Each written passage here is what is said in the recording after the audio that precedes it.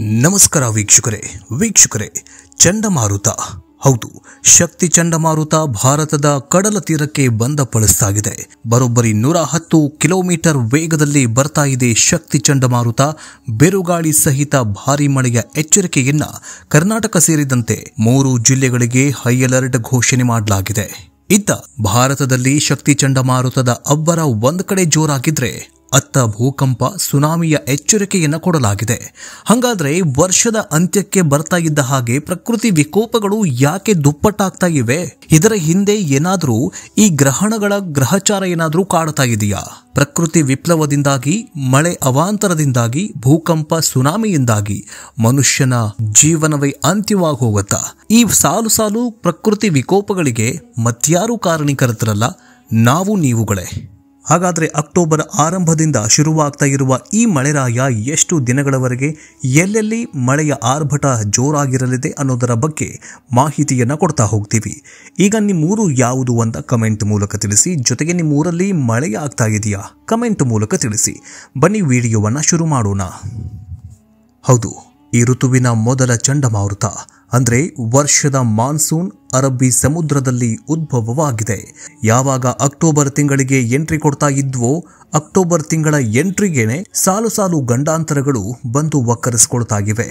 ಒಂದು ಕಡೆ ಅರಬ್ಬಿ ಸಮುದ್ರದಲ್ಲಿ ಚಂಡಮಾರುತ ಅಪ್ಪಳಿಸಿ ಸಾಲು ಗಂಡಾಂತರಗಳನ್ನ, ಪ್ರವಾಹ ಮತ್ತು ಮಳೆಯ ಅಬ್ಬರವನ್ನ ತಗೊಂಡು ಬರ್ತಾ ಇದ್ರೆ, ಅತ್ತ ಫಿಲಿಪೈನ್ಸ್ ಸಾಗರದಾಚೆಗೆ ಪ್ರಬಲ ಭೂಕಂಪ ಸಂಭವಿಸಿ ಜನರು ಸಾವು ನೋವಿನಿಂದ ಸಾಯ್ತಾ ಇದ್ದಾರೆ. ಇನ್ನು ಅರಬ್ಬಿ ಸಮುದ್ರದಲ್ಲಿ ಉದ್ಭವವಾಗಿರುವ ಈ ಚಂಡಮಾರುತಕ್ಕೆ ಶಕ್ತಿ ಚಂಡಮಾರುತ ಅಂತ ಹೆಸರಿಡಲಾಗಿದೆ. ಈ ಒಂದು ಹೆಸರನ್ನ ಶ್ರೀಲಂಕಾ ಹೆಸರಿಟ್ಟಿದೆ. ಈ ಚಂಡಮಾರುತದಿಂದಾಗಿ ಮಹಾರಾಷ್ಟ್ರದ ಮರಾಠವಾಡ ಮತ್ತು ವಿದರ್ಭ ಜಿಲ್ಲೆಗಳಲ್ಲಿ ಭಾರೀ ಮಳೆಯಾಗ್ತಾ ಇದೆ. ಅಲ್ಲದೆ ಪೂರ್ವ ಗುಜರಾತ್ ಹವಾಮಾನ ಇಲಾಖೆಯಿಂದ ಎಚ್ಚರಿಕೆ ನೀಡಲಾಗಿದೆ. ಶಕ್ತಿ ಚಂಡಮಾರುತ ಪೂರ್ವ ಕರಾವಳಿ ರಾಜ್ಯವಾಗಿರೋ ಒಡಿಶಾದ ಮೇಲೆ ಪರಿಣಾಮ ಬೀರುವ ಸಾಧ್ಯತೆ ಇದೆ ಅಂತ ಹವಾಮಾನ ಇಲಾಖೆ ಮುನ್ಸೂಚನೆಯನ್ನ ಕೊಟ್ಟಿದೆ.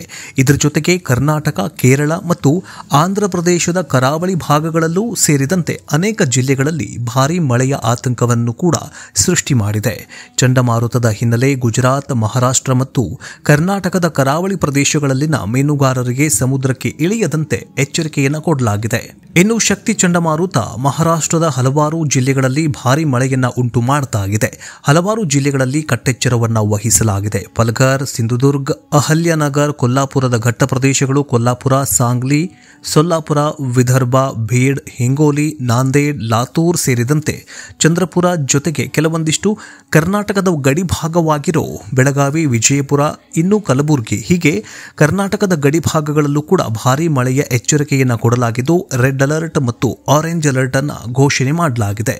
ಇನ್ನು ಗುಜರಾತ್, ಮಹಾರಾಷ್ಟ್ರ ಕರಾವಳಿಯಲ್ಲಿ ಮಂಗಳವಾರದವರೆಗೆ ಸಮುದ್ರದ ಪರಿಸ್ಥಿತಿ ಪ್ರಕ್ಷುಬ್ಧವಾಗುವ ಸಾಧ್ಯತೆ ಇರೋದ್ರಿಂದಾಗಿ ಹವಾಮಾನ ಇಲಾಖೆ ಎಚ್ಚರಿಕೆಯನ್ನು ಕೊಟ್ಟಿದೆ. ಬಿರುಗಾಳಿ ಬೀಸುವ ಹವಾಮಾನ ಮತ್ತು ಗಂಟೆಗೆ 55ರಿಂದ 65 ಕಿಲೋಮೀಟರ್ ವೇಗದಲ್ಲಿ ಮತ್ತು ಗಂಟೆಗೆ 75 ಕಿಲೋಮೀಟರ್ ವೇಗದಲ್ಲಿ ಬಲವಾದ ಗಾಳಿ ಬೀಸುವ ಮುನ್ಸೂಚನೆಯನ್ನ ನೀಡಲಾಗಿದೆ. ಇನ್ನು ಮುಂದಿನ 3-4 ದಿನಗಳವರೆಗೆ ಅಂದ್ರೆ ಒಟ್ಟಾರೆಯಾಗಿ 1 ವಾರಗಳವರೆಗೆ ಈ ಸರ್ತಿ ಅಂದ್ರೆ ಅಕ್ಟೋಬರ್ ಮಳೆ ಕಂಟಕವಾಗಿ ಪರಿಣಮಿಸಲಿದೆ ಅಂತ ಹವಾಮಾನ ಇಲಾಖೆ ಮುನ್ಸೂಚನೆಯನ್ನ ಕೊಟ್ಟಿದೆ. ಇನ್ನು ಪಶ್ಚಿಮ ಬಂಗಾಳದಲ್ಲಿ ಭಾರೀ ಮಳೆ ಹಾಗೂ ಪ್ರವಾಹ ದುರಂತದಲ್ಲಿ ಮೃತಪಟ್ಟವರ ಸಂಖ್ಯೆ 14ಕ್ಕೆ ಏರಿಕೆಯಾಗಿದೆ. ಭೂಕುಸಿತ ಪರಿಣಾಮ ಮನೆಗಳು, ಗ್ರಾಮಗಳೇ ನಾಶವಾಗಿವೆ. ಇತ್ತ ಸೇತುವೆ ಕೊಚ್ಚಿ ಹೋಗಿದೆ. ಕಾಣೆಯಾದವರ ಸಂಖ್ಯೆಯೂ ಹೆಚ್ಚಾಗ್ತಾ ಇದೆ. ರಕ್ಷಣಾ ಕಾರ್ಯಾಚರಣೆ ಭರದಿಂದ ಸಾಗಿದೆ.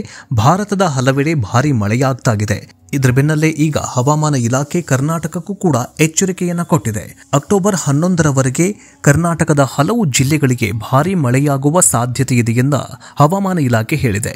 ಈ ವೇಳೆ ಬೆಂಗಳೂರಲ್ಲಿ ಮಳೆ ಕುರಿತು ಹವಾಮಾನ ಇಲಾಖೆ ಮುನ್ಸೂಚನೆಯನ್ನು ಕೊಟ್ಟಿದೆ. ಅಕ್ಟೋಬರ್ 11ರವರೆಗೆ ಬೆಂಗಳೂರಲ್ಲಿ ಮಳೆಯಾಗಲಿದೆ. ಸಂಜೆಯಾಗ್ತಾ ಇದ್ದಂತೆ ಮಳೆಯಾಗಲಿದೆ. ಈ ಪೈಕಿ ಕೆಲ ದಿನಗಳ ಮಳೆ ಪ್ರಮಾಣ ಹೆಚ್ಚಾಗಲಿದೆ.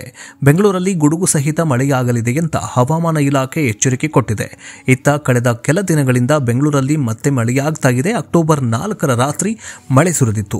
ಇನ್ನು ಕರ್ನಾಟಕದಲ್ಲಿ ಎಲ್ಲೆಲ್ಲಿ ಮಳೆ ಸುರಿಯಲಿದೆ ಅನ್ನೋದನ್ನ ನೋಡ್ತಾ ಹೋಗೋದಾದ್ರೆ, ಹವಾಮಾನ ಇಲಾಖೆ ಸೂಚನೆ ಪ್ರಕಾರ ಕರ್ನಾಟಕದ ಬಹುತೇಕ ಜಿಲ್ಲೆಗಳಲ್ಲಿ ಮಳೆಯಾಗಲಿದೆ ಎಂದಿದೆ. ಈ ಪೈಕಿ ದಕ್ಷಿಣ ಕನ್ನಡ, ಉತ್ತರ ಕನ್ನಡ, ಉಡುಪಿ, ಬೆಳಗಾವಿ, ಬೀದರ್, ಧಾರವಾಡ, ಗದಗ, ಹಾವೇರಿ, ಕಲಬುರಗಿ, ಕೊಪ್ಪಳ, ವಿಜಯಪುರ, ಯಾದಗಿರಿ, ಬಳ್ಳಾರಿ, ಬೆಂಗಳೂರು ಗ್ರಾಮಾಂತರ, ಬೆಂಗಳೂರು ನಗರ, ಚಾಮರಾಜನಗರದಲ್ಲಿ ಉತ್ತಮ ಮಳೆಯಾಗಲಿದೆ ಅಂತ ಹವಾಮಾನ ಇಲಾಖೆ ಹೇಳಿದೆ. ಇತ್ತ ಚಿಕ್ಕಬಳ್ಳಾಪುರ, ಚಿಕ್ಕಮಗಳೂರು, ಚಿತ್ರದುರ್ಗ, ದಾವಣಗೆರೆ, ಹಾಸನ, ಕೊಡಗು, ಕೋಲಾರ, ಮಂಡ್ಯ, ರಾಮನಗರ, ಶಿವಮೊಗ್ಗ, ತುಮಕೂರು ಹಾಗೂ ವಿಜಯನಗರ ಭಾಗದಲ್ಲೂ ಸಾಧಾರಣ ಮಳೆಯಾಗುವ ಮುನ್ಸೂಚನೆಯನ್ನು ಹವಾಮಾನ ಇಲಾಖೆ ಕೊಟ್ಟಿದೆ. ಇನ್ನು ಉತ್ತರ ಪಶ್ಚಿಮ ಬಂಗಾಳದಲ್ಲಿ ಭಾರೀ ಪ್ರಮಾಣದಲ್ಲಿ ಮಳೆ ಸುರಿತಾ ಇರುವುದರಿಂದಾಗಿ ಪ್ರವಾಹಕ್ಕೆ 14 ಮಂದಿ ಬಲಿಯಾಗಿದ್ದಾರೆ.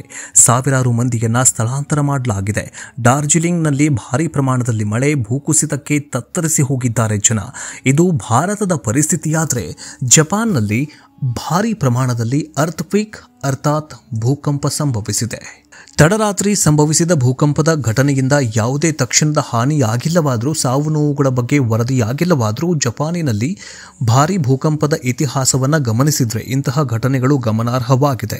ಜಪಾನ್ ಪೆಸಿಫಿಕ್ ಸಾಗರದಲ್ಲಿ ಜ್ವಾಲಾಮುಖಿ ಮತ್ತು ಭೂಕಂಪನದ ಅಲೆಗಳನ್ನು ಹೊಂದಿದೆ. ಇದರಿಂದಾಗಿ ಜಪಾನ್ನಲ್ಲಿ ಸುನಾಮಿಯ ಎಚ್ಚರಿಕೆಯನ್ನು ಕೂಡ ನೀಡಲಾಗಿದೆ. ಇನ್ನು ಇತ್ತೀಚಿನ ಉದಾಹರಣೆಗಳಂತಂದ್ರೆ 2024ರ ನೋಟೋ ಭೂಕಂಪ, 2011ರ ಟೊಹೋಕು ಭೂಕಂಪ ಮತ್ತು ಸುನಾಮಿ, 2004ರ ತುಕ್ಸುಕಿ ಭೂಕಂಪ ಮತ್ತು 1995ರ ಗ್ರೇಟ್ ಹ್ಯಾಟ್ಸೀನ್ ಭೂಕಂಪ. ಈ ಘಟನೆಗಳು ಜಪಾನಿನ ಭೂಕಂಪ ಅಂದರೆ ಕರಾಳ ಇತಿಹಾಸವನ್ನು ನೆನಪಿಸುತ್ತವೆ. ಇನ್ನು ಮಂಗಳವಾರ ತಡರಾತ್ರಿ ಮಧ್ಯ ಪೆಸಿಫಿಕ್ ಸಾಗರದಲ್ಲಿ 6.9ರ ತೀವ್ರತೆಯಲ್ಲಿ ಭಾರೀ ಪ್ರಮಾಣದಲ್ಲಿ ಭೂಕಂಪ ಸಂಭವಿಸಿತ್ತು. ಈ ಭೂಕಂಪದಲ್ಲಿ ಪೆಸಿಫಿಕ್ ಅಂದರೆ ಫಿಲಿಪೈನ್ಸ್ನಲ್ಲಿ ಬರೋಬ್ಬರಿ 31 ಜನರು ಸಾವಿಗೀಡಾಗಿದ್ದಾರೆ. ಈಗಾಗಲೇ 6.9ರ ತೀವ್ರತೆಯಲ್ಲಿ ಭೂಕಂಪ ಸಂಭವಿಸಿದ್ರಿಂದಾಗಿ ಕೆಲವೊಂದಿಷ್ಟು ಕಡೆಗಳಲ್ಲಿ ಅಂದರೆ ಈಗಾಗಲೇ ಫಿಲಿಪೈನ್ಸ್ ಅಂತಂದರೆ ಅದು ಕರಾವಳಿ ಒಂದು ದ್ವೀಪ ದೇಶವಾಗಿದೆ. ಸೊ ಹೀಗಾಗಿ ಫಿಲಿಪೈನ್ಸ್ನಲ್ಲಿ ಒಂಚೂರು ಭೂಕಂಪ ಆದರೆ ಸಾಕು, ಸುನಾಮಿ ಅಂದರೆ ಲಘು ಸುನಾಮಿ ಬರುವ ಸಾಧ್ಯತೆ ಇರುತ್ತೆ. ಸೊ ಈಗ 6.9ರ ತೀವ್ರತೆಯಲ್ಲಿ ಭೂಕಂಪ ಸಂಭವಿಸಿರೋದ್ರಿಂದ ಈಗ ಸುನಾಮಿಯ ಎಚ್ಚರಿಕೆಯನ್ನು ಕೂಡ ನೀಡಲಾಗಿದೆ. ಈಗಾಗಲೇ 90,000 ಜನಸಂಖ್ಯೆಯನ್ನು ಹೊಂದಿರುವಂತಹ ಕರಾವಳಿ ನಗರವಾಗಿರೋ ಬೋಗೋದಿಂದ ಸುಮಾರು 19 ಕಿಲೋಮೀಟರ್ ಈಶಾನ್ಯಕ್ಕೆ ಈ ಭೂಕಂಪ ಸಂಭವಿಸಿದೆ. ಈಗಾಗಲೇ 90,000 ಜನರನ್ನ ತಕ್ಷಣಕ್ಕೆ ಬೇರೆ ಕಡೆ ಸ್ಥಳಾಂತರ ಮಾಡೋದಕ್ಕೆ ಆಗದೆ ಹೋದರೂ ಕೂಡ ಕೆಲವೊಂದಿಷ್ಟು ಜನರಂದ್ರೆ ಈಗಾಗಲೇ 19,000 ಜನರನ್ನ ಒಂದು ಕಡೆ ಸ್ಥಳಾಂತರ ಮಾಡಲಾಗಿದೆ ಅಂತ ಹೇಳಲಾಗಿದೆ. ಆದರೆ ಮುಂದಿನ ದಿನಗಳಲ್ಲಿ ಈಗ ಬ್ಯಾಕ್ ಟು ಬ್ಯಾಕ್ ಆಗಿ ಭೂಕಂಪ ಸಂಭವಿಸಿದ್ದೇ ಆದಲ್ಲಿ ಜಪಾನ್ ಜೊತೆಗೆ ಫಿಲಿಪೈನ್ಸ್ನಂತಹ ಕರಾವಳಿ ಮತ್ತು ದ್ವೀಪ ರಾಷ್ಟ್ರಗಳಿಗೆ ಹಾನಿಯಾಗುವುದು ಪಕ್ಕಾ ಅಂತ ಭೂವಿಜ್ಞಾನ ಶಾಸ್ತ್ರಜ್ಞರು ಕೂಡ ಹೇಳ್ತಾಗಿದ್ದಾರೆ. ಆದರೆ ಅದೇನೇ ಆಗಲಿ, ಈಗಾಗಲೇ ಏನು ಹವಾಮಾನ ವೈಪರೀತ್ಯ, ಪ್ರಕೃತಿ ವಿಪ್ಲವಗಳು ಏನಾಗ್ತಾ ಇದ್ದಾವಲ್ಲ, ಇವೆಲ್ಲದಕ್ಕೂ ಮತ್ಯಾರು ಕಾರಣೀಕರ್ತರಲ್ಲ, ನಾವುಗಳೇ ಕಾರಣೀಕರ್ತರು.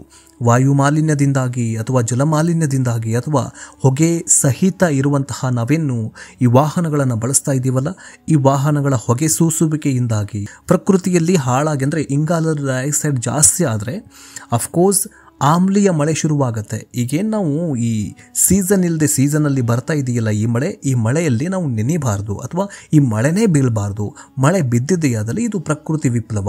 ಅದಕ್ಕೋಸ್ಕರ ರೈತರು ಬಾಯಿ ಪಡ್ಕೊಳ್ತಾರೆ. ಮಳೆಗಾಲದಲ್ಲಿಯೇ ಮಳೆ ಆಗಬೇಕು, ಬೇಸಿಗೆಗಾಲದಲ್ಲಿಯೇ ಬೇಸಿಗೆ ಆಗಬೇಕು, ಬಿಸಿಲಿರಬೇಕು, ಚಳಿಗಾಲದಲ್ಲಿ ಚಳಿ ಇರಬೇಕು ಅಂತ. ಆದರೆ ಮಳೆಗಾಲ, ಚಳಿಗಾಲ, ಬೇಸಿಗೆಗಾಲ ಇತ್ತೀಚಿನ ವರ್ಷಗಳಲ್ಲಿ ನಾವೆಲ್ಲರೂ ಕೂಡ ಮರೆತಂಗೆ ಕಾಣಿಸ್ತಾ ಇಲ್ವಾ? ನಿಮಗೇನಿಸುತ್ತೆ? ಕರೆಕ್ಟು ತಾನೆ? ಅದಕ್ಕೋಸ್ಕರ ನಮ್ಮ ಪರಿಸರವನ್ನು ಆದಷ್ಟು ಕರೆಕ್ಟಾಗಿ ಚೆನ್ನಾಗಿ ಇಟ್ಕೊಳ್ಳೋದು ನಿಮ್ಮೆಲ್ಲರ ಕರ್ತವ್ಯ ಆಗಿದೆ. ನಿಮಗೇನನ್ಸುತ್ತೆ ಕಮೆಂಟ್ ಮೂಲಕ ತಿಳಿಸಿ. ನೆಕ್ಸ್ಟ್ ಎಪಿಸೋಡ್ನೊಂದಿಗೆ ಬೇಗ ವಾಪಸ್ ಬರ್ತೀವಿ. ನೋಡ್ತಾ ಇರಿ ಡಿಜಿಟಲ್ ನ್ಯೂಸ್ ಕನ್ನಡ.